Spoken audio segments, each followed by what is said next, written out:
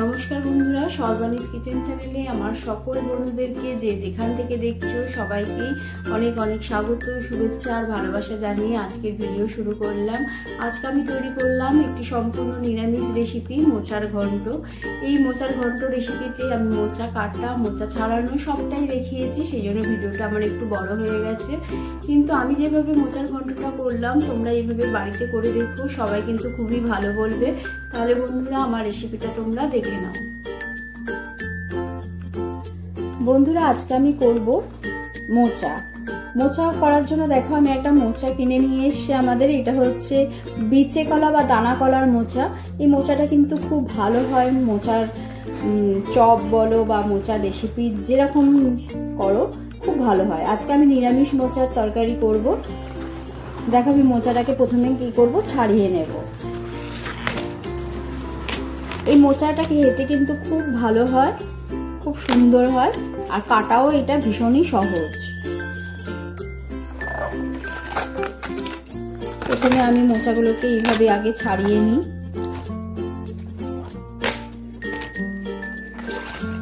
একদিনে তো আর এত বড় মোচাটা করবো না। আমি কি করি বলো তো বন্ধুরা, মোচাটা খানিকটা পুরোটাকেই ছাড়িয়ে ফেলি। পুরোটাকে ছাড়িয়ে ফ্রিজের মধ্যে একটা প্যাকেট করে রেখে দিই, তাতে কি হয় অনেক দিন ভালো থাকে।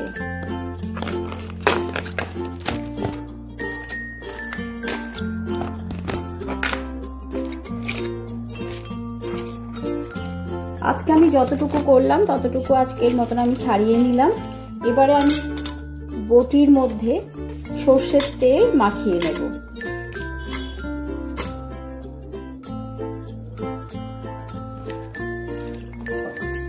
ভালো করে তেল মাখালে কি হবে, মোচার মধ্যে যে কষ থাকে সেই কষটা আর লাগবে না। আর নিজের হাতেতেও মাখাবো।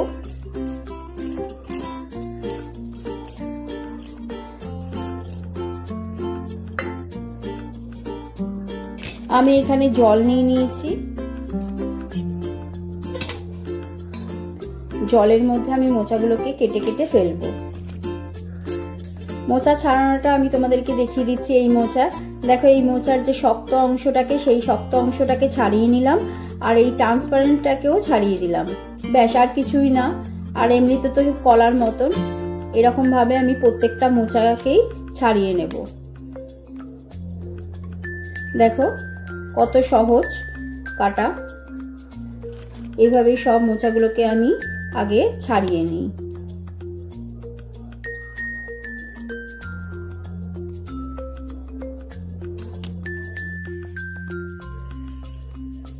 দেখো বন্ধুরা, যা কাটার আমি কেটে নিয়েছি, মানে ছাড়িয়ে নিয়েছি মোচাটা যতটা আমার লাগবে, এই তাই অনেক হয়ে যাবে।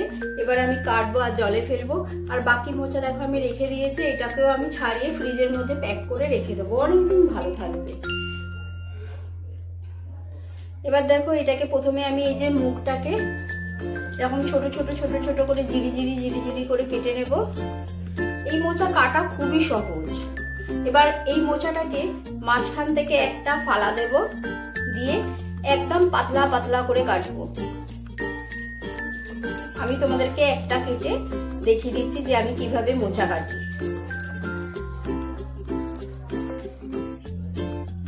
দেখো একদম পুরো জিরি জিরি করে কাটলাম। এবার কেটে জলে ফেলবো।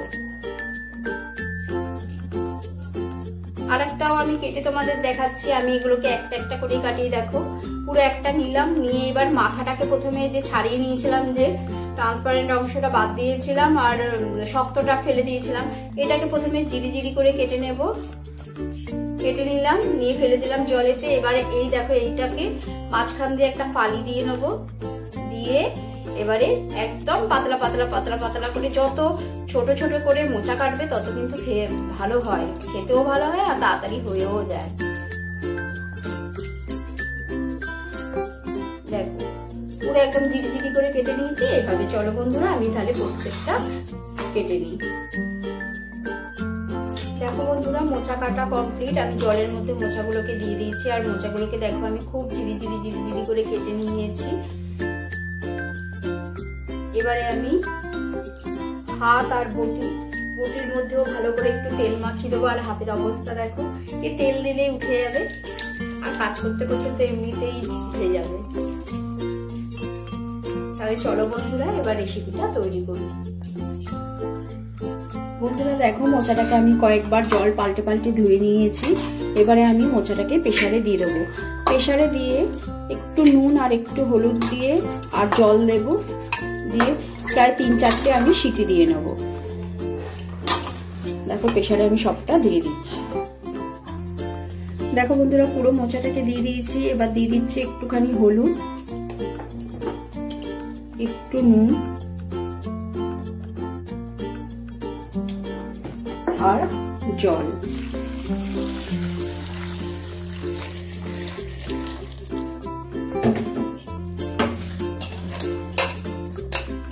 এবারে আমি প্রেসারটা বসিয়ে ভালো করে সেদ্ধ করে নেবো। 3-4টে সিটি দেবো, তাহলে আমি সিদ্ধ করার পর দেখাচ্ছি। দেখো বন্ধুরা, মোচা আমি সেদ্ধ করে নিয়ে ভালো করে জলটাকে ঝরিয়ে চিবড়ে চিবড়ে আর একটু চটকে নিয়েছি হাতের সাহায্যে। এবার আমি একটা বাটি নিয়ে নিয়েছি, তার মধ্যে আমি মশলাগুলো কি কি দেবো সেটা নিচ্ছি।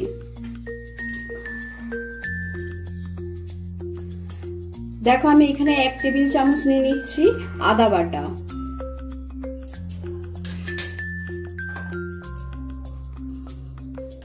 1 চামচ নিচ্ছি ধনে গুঁড়ো, 1 চামচ নিয়ে নিচ্ছি জিরে গুঁড়ো, হলুদ নেব 1/2 চামচের একটু বেশি, নুন যে যার পরিমাণ মতন দেবে। মোচা সেদ্ধ করার সময় নুন দিয়েছিলাম, অতএব নুনটা পরিমাণ মতন দেবে।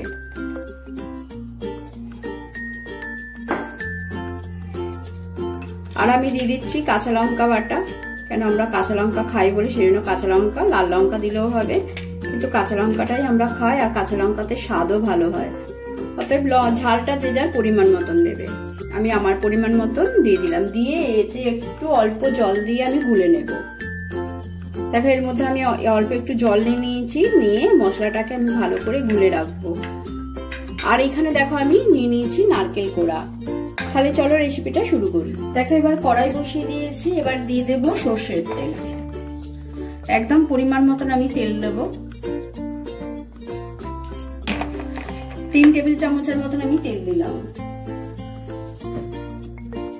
এবার দেখো তেলটা গরম হয়ে গেছে, আমি দিয়ে দিলাম 2টো তেজপাতা, একটা শুকনো লঙ্কা একটু ফাটিয়ে দিলাম, আর দিয়ে দেবো একটু জিরে ফোড়ন। দিয়ে ফোড়নটা একটু ভাজা হবে। ফোড়নটা ভাজা হয়ে গেছে, জিরের একটা খুব সুন্দর গন্ধ বেরিয়েছে। এবার আমি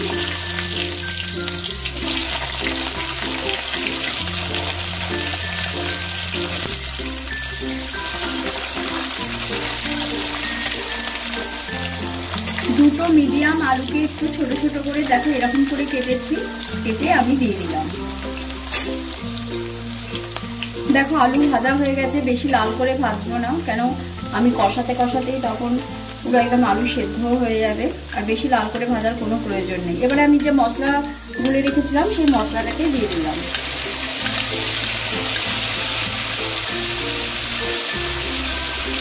বাটির মধ্যে একটুখানি জল দিয়ে সেটাকেও দিয়ে দিলাম, দিয়ে মশলাটাকে একটু ভালো করে প্রায় 3-4 মিনিটের মতন কষিয়ে নেব।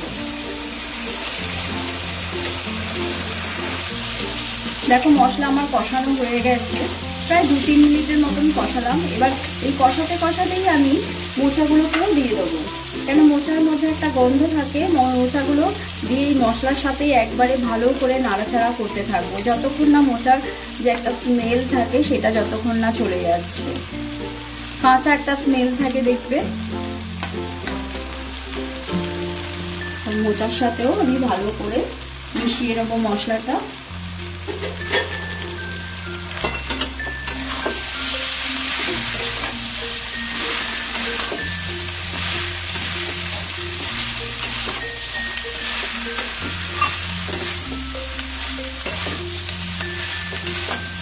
এভাবে প্রায় 5 মিনিটের মতন আমি মোচার সাথে মশলাটা কষাবো।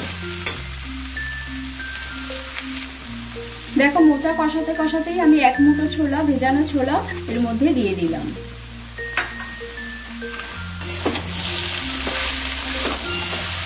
ভালো করে নাড়াচাড়া করব।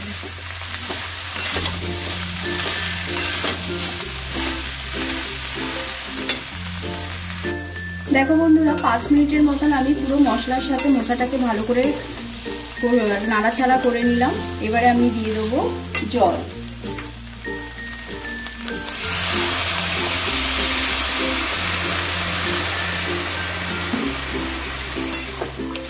যে যেরকম মোচা রান্না করবে ঠিক সেরকম জলের পরিমাণটা দিতে হবে, তাই আমি জলের পরিমাণটাও বললাম না তোমাদেরকে, কেন আমার এখানে মোচাটা অনেকটাই আছে।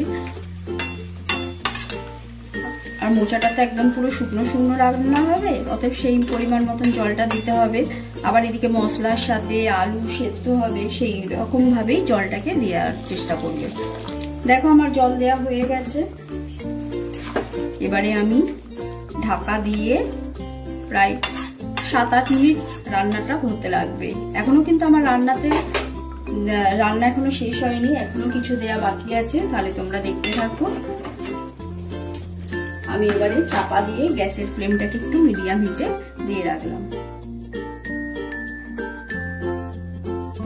দেখো বন্ধুরা প্রায় 5 মিনিট পর আমি ঢাকাটাকে খুলছি। এখনো জল আছে। এবারে এই সময়তেই আমি কি করব, মিষ্টিটা দিয়ে দেবো। মোচা রান্না একটু মিষ্টি মিষ্টি ভালো লাগে, সেই জন্য আমি একটু বেশি করে মিষ্টিটা দেবো অন্যান্য রান্নার থেকে। 2 টেবিল চামচ আমি দিয়ে দিলাম মিষ্টি, মানে চিনি। আর এই সময়তেই আমি নারকেল কোড়াটাকেও দিয়ে দেবো। দিয়ে দেখো চিনি আর নারকেল দিয়ে দিয়েছি। এবারে দিয়ে আমি ভালো করে মিশিয়ে নেব। নিয়ে একদম যতক্ষণ না জলটা টেনে যাচ্ছে ততক্ষণ পর্যন্ত হাই ফ্লেমে আমি রান্নাটা করব।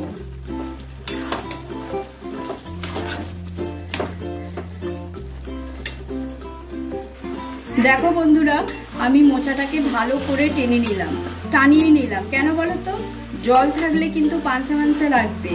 মোচাকে যত ভালো করে শুকনো শুকনো করবে তত কিন্তু খেতে টেস্ট হবে। অতএব মোচাটাকে আমি ভালো করে একদম শুকনো শুকনো করে নাড়াচাড়া করে নিলাম। এবারে আমি ঘি দেব, ঘি আর গরম মশলা 1 চামচের মতন আমি দিয়ে দিলাম ঘি। আর আমার বাড়িতে বানানো গরম মশলা দিয়ে দেবো 1/2 চামচের মতন। দিয়ে আবারও ভালো করে মিশিয়ে নেব।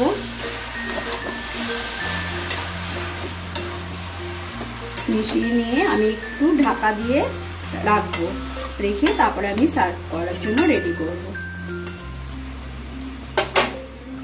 দেখো আমি চাপা দিয়ে গ্যাস বন্ধ করে দিলাম। বন্ধুরা সার্ভ করার জন্য আমি রেডি করে নিয়েছি আজকের রেসিপি মোচার ঘন্ট।